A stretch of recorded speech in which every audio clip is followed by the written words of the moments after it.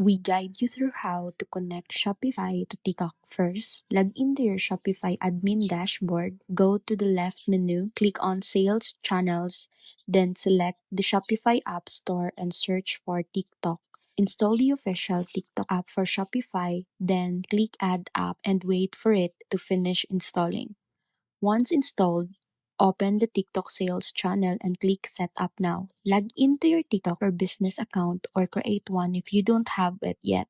After logging in, connect your TikTok ad account and choose the correct business center if prompted. Next, set up your TikTok pixel by selecting an existing pixel or creating a new one so you can track conversions and customers' activity. Confirm your data sharing settings, then sync your Shopify products by allowing TikTok to automatically pull item from your store. Make sure your product details, pricing, and inventory are correct. And finally, complete the setup. Wait for the product approval, and once approved, you can start creating TikTok ads directly from Shopify to drive traffic and sales to your store.